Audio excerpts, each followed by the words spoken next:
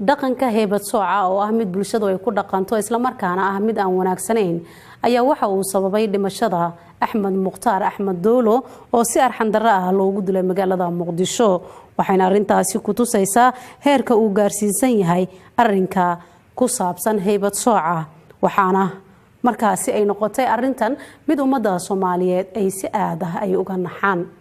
wariyaheenna Cabdishakuur Shaasha ayaa waxa uu booqday qoyska uu ka baxay marxuumka waxa aan u kaba gashtay soo gudbinta sheeko la xiriirta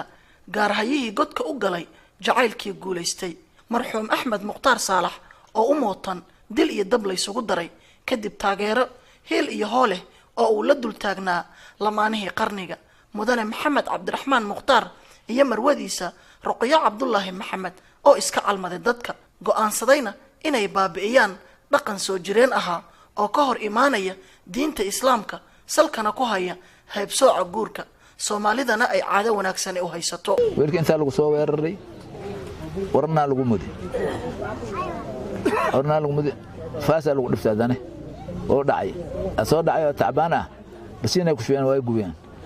oo dhintay waxa uu dunidan uga tagay 12 caruur oo ay ugu yartahay gabar 3 bilood jirta iyo laba xaas waxaana sharaxaysa qaabka ay wax u dhaceen Saciida Aways Xaaji oo kamid ah xaasaskiisa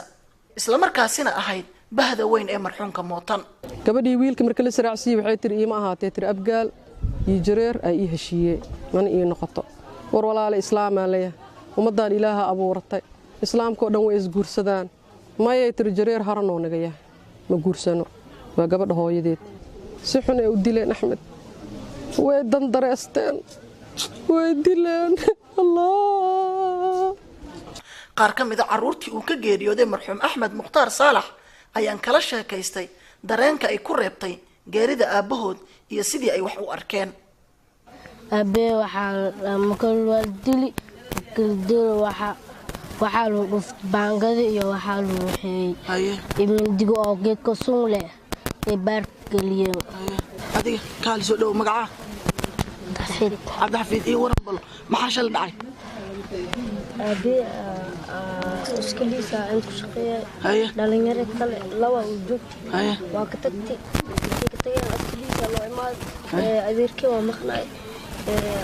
iskaliisa meel soo joog su'aal ku adag ka jawaabisteeda qof walba oo mas'uul ah kuna saabsan haybsooca guurka ayaan hor dhigay xildhibaan Cabdifataax oo kamid ah baarlamaanka aqalka hoose ee Jamhuuriyadda Federaalka Soomaaliya adiga waxaad kamid tahay xildhibaanada aniga igu matala baarlamaanka Soomaaliya aniga dad kula hadlay marka Soomaalida xildhibaanada baarlamaanka hadda ka jira xildhibaan walba waxa uu ku matalaa beelaha ka jira Soomaaliya aniga adaa igu matala hadii aan maanta ku dhaho madaxweynaha gabadhiisa waa Farmaajo ama ra'iisul wasaare gabadhiisa ayaan isfahanay oo inaan isguursanaan isku fahanay ma kula tahay inaad ii dooni lahayd mase kula tahay inay isii lahayn ayaga horta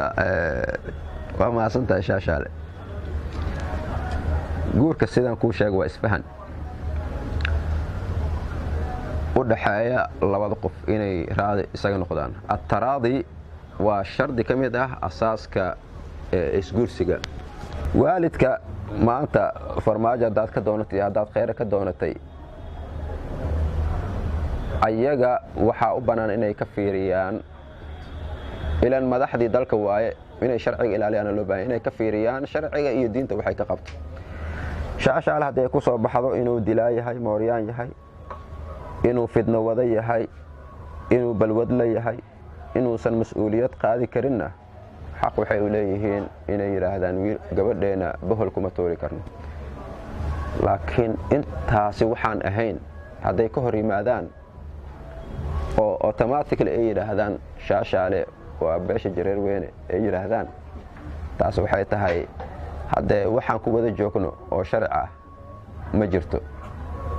sharci nawada aan wada ilaalinayno ma jirto nin walba waxa waaye dhankiisu waxa waaye ka daranaya marka aniga ku dooni lahaa jawaabta laakiin madaxweynaha ra'iisul wasaaraha in wada hortaala aniga aadaba markaan u doonano Maxamed Cabdiraxmaan Mukhtaar oo ah wiilka sheekadani ay ka bilaabatay ahaana wiilkii ay Ruqiya Cabdullaahi Maxamed ka dooratay ragga sidoo kalena ah wiilkii uu adeerka u ahaa marxuumka geeriyooday ee u gargaarayay jacaylkooda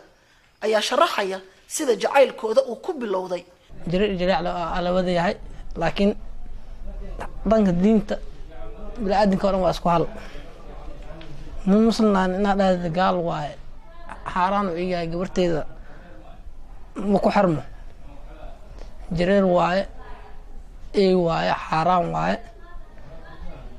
marka maba igu xarmato gabarteeda ma ku xarmato. marka aniga mana qabataa inaa qofka bini'aadamka muslimka inay saas loo. Ruqiya Cabdullaahi Maxamed waxa ay go'aansatay inay la noolaato Maxamed Cabdiraxmaan Mukhtaar oo ah wiilka ay nolosheeda u doortay. waalidka qabiil kuma adeegaan dad la isku dimaaya macana dad la dhiig leen isku daadaya macana qabiil waxa taraa malaha qofka bini'aadamka da si dhab u jeceshaan qabiil dhan weydiinaysa. war hoy dunida yaan lagu kibrin nabad ha loo daayo. Cabdishakuur Shaasha, RTN, Muqdisho.